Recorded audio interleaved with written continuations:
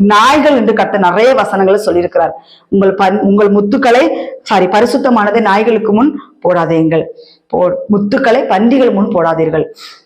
அதான் நான் ஒண்ணு சொல்லட்டா, கர்த்தருடைய வார்த்தை வரும் பொழுது அதை ஏற்றுக்கொண்டு அதை தன்னிடத்தில் பத்திரப்படுத்தி அதை கை கொள்கிறவர்கள் பாக்கியவான்கள், அல்லாதவர்கள்லாம் பன்றி கூட்டங்கள், நாய் கூட்டங்கள் என்று வேதவசனம் சொல்லுகிறது. அதுகள் என்ன செய்யும் அப்படின்னா, வார்த்தைகளை கேட்டுக்கிட்டு தங்கள் கால்களாய் மிதித்து நம்மளை பீறி போடும் என்று வேதவசனம் சொல்லுகிறது. அதனால இதுகளுக்கு முன்னாடி போய் முத்துக்களை போடாதீங்கள் என்று சொல்லுகிறது வேதவசனம். என்ன பண்ண மீடியால நம்ம வார்த்தைகளை கொடுக்கிறோம். இது அநேக நாய்களும் கேட்குது, ஓநாய்களும் கேட்குது, பன்னிகளும் கேட்குது, பரிசுத்த கூட்டமும் கேட்கிறது. பரிசுத்த கூட்டம் என்ன செய்யணும், இன்னும் நான் என்ன ஆண்டவரே, இன்னும் என்னிடத்துல என்ன ஆண்டவரே, நான் என்னிடத்துல கீழ்ப்படியணும்ப்பா, இன்னும் என்னிடத்துல என்ன சீர்படுத்த வேண்டிய காரியங்கள் இருக்கணும். பரிசுத்த கூட்டம் பரிசுத்தமாய் மாறும்.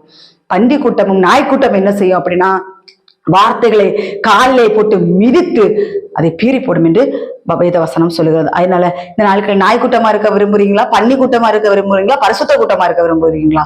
உங்க கையில தான் இருக்குது.